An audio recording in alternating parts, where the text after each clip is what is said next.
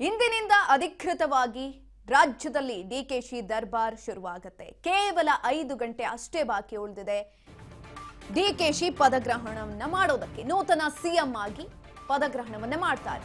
ಪ್ರಾರ್ಥನೆ ಫಲಿಸಿದೆ, ವರ ಕೊಟ್ಟಿದ್ದಾರೆ ಹೈಕಮಾಂಡ್.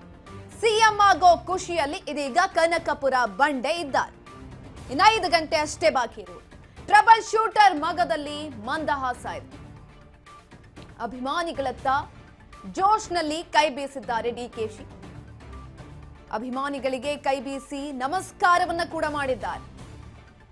ಮಂದಹಾಸ ಇದೆ ಅವರ ಮುಖದಲ್ಲಿ, ಖುಷಿಯಲ್ಲಿದ್ದಾರೆ.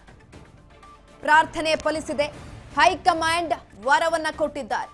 ಅಂತೂ ಇಂತೂ ಡಿಕೆಶಿಯ ಸಿಎಂ ಕನಸು ಇಂದು ನನಸಾಗುತ್ತೆ. ಸಿಎಂ ಆಗೋ ಖುಷಿಯಲ್ಲಿ ಇದೀಗ ಕನಕಪುರ ಬಂಡೆ ಇರುವಂಥದ್ದು ನೀವು ನೋಡ್ತಾ ಇರಬಹುದು. ಮುಖದಲ್ಲಿ ಆ ಒಂದು ಖುಷಿ ಇದೆ. ಖುಷಿಯಲ್ಲೇ ಅಭಿಮಾನಿಗಳಿಗೆ ನಮಸ್ಕಾರವನ್ನ ಕೂಡ ಮಾಡಿದ್ದಾರೆ. ನಮಸ್ಕರಿಸಿರುವಂಥದ್ದು ಅಭಿಮಾನಿಗಳಿಗೆ.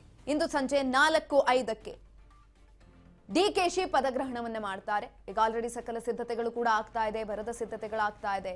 ಕನಕಪುರದ ಮನೆ ಮಗ ಡಿಕೆಶಿ ಇಂದು ಅಧಿಕೃತವಾಗಿ ರಾಜ್ಯದ ನೂತನ ಸಿಎಂ ಆಗ್ತಾರೆ. ಅವರ ಆಡಳಿತ ಇನ್ನು ಮುಂದೆ ಶುರುವಾಗುತ್ತೆ. ಇಷ್ಟು ದಿನ ಕೇವಲ ಯಾವಾಗ ಬರುತ್ತೆ ಈ ಒಂದು ಕ್ಷಣ, ಈ ಸನಿಹಕ್ಕಾಗಿ, ಈ ಕ್ಷಣಕ್ಕಾಗಿ ಕಾಯ್ತಾ ಇದ್ರು.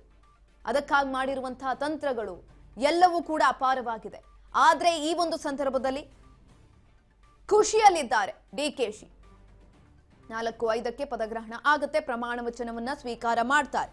ಕರುನಾಡಿನ 24ನೇ ಮುಖ್ಯಮಂತ್ರಿಯಾಗಿ ಇಂದು ಡಿಕೆಶಿ ಪದಗ್ರಹಣವನ್ನ ಮಾಡುವಂಥದ್ದು. ಡಿಕೆ ಜೊತೆಗೆ 14 ಮಂದಿ ಸಚಿವರಾಗಿ ಕೂಡ ಪ್ರಮಾಣ ವಚನವನ್ನ ಸ್ವೀಕಾರ ಮಾಡುವಂತಹ ಸಾಧ್ಯತೆಗಳು ಹೆಚ್ಚಿನದಾಗಿದೆ. ಅದರ ಜೊತೆಯಲ್ಲಿ ಡಿಸಿಎಂ, ಕೆಪಿಸಿಸಿ ಅಧ್ಯಕ್ಷ ಸ್ಥಾನ ಇದೆಲ್ಲದೂ ಕೂಡ ಇರುವಂಥದ್ದು. 8ನೇ ಒಕ್ಕಲಿಗ ಮುಖ್ಯಮಂತ್ರಿಯಾಗಿ ಇದೀಗ ಇಂದು ಪದಗ್ರಹಣವನ್ನ ಮಾಡುವಂಥದ್ದು ಡಿಕೆಶಿ. ಅಧಿಕೃತವಾಗಿ ಇಂದು ದರ್ಬಾರ್ ಶುರುವಾಗುತ್ತೆ. ಇದೀಗ ಅವರ ಮುಖದಲ್ಲಿ ಆ ಒಂದು ಖುಷಿಯನ್ನ ನಾವು ನೋಡ್ತಾ ಇರಬಹುದು. ಸದಾಶಿವನಗರ, ಬೆಂಗಳೂರು ಅಲ್ಲಿ ನಿಂತ್ಕೊಂಡು ಅಭಿಮಾನಿಗಳಿಗೆ ನಮಸ್ಕಾರವನ್ನ ಕೂಡ ಮಾಡಿದ್ದಾರೆ. 8ನೇ ಒಕ್ಕಲಿಗ ಮುಖ್ಯಮಂತ್ರಿ ಆಗ್ತಾ ಇದ್ದಾರೆ. ರಾಜಕಾರಣಿ, ಸಮುದಾಯದ 8ನೇ ಒಕ್ಕಲಿಗ ಮುಖ್ಯಮಂತ್ರಿ. ಈಗ ಆಲ್ರೆಡಿ ರಾಮನಗರದಿಂದ 4 ಮುಖ್ಯಮಂತ್ರಿಗಳು ಬಂದಿದ್ರು. ಇದೀಗ ಡಿಕೆಶಿ ಅವರು 5ನೇ ಮುಖ್ಯಮಂತ್ರಿ ಆಗ್ತಾ ಇರುವಂಥದ್ದು ರಾಮನಗರ ಕ್ಷೇತ್ರದಿಂದ. ಕೆಂಗಲ್ ಹನುಮಂತಯ್ಯ ಅವರು, ಅದೇ ರೀತಿಯಾಗಿ ಹೆಗಡೆ ಅವರು, ದೇವೇಗೌಡ ಅವರು, HDK ನಂತರ ಇದೀಗ ಡಿಕೆಶಿ ಅವರು ಮುಖ್ಯಮಂತ್ರಿ ಆಗ್ತಾ ಇರುವಂಥದ್ದು, ಅದು ಕೂಡ ರಾಮನಗರ ಕ್ಷೇತ್ರದಿಂದ.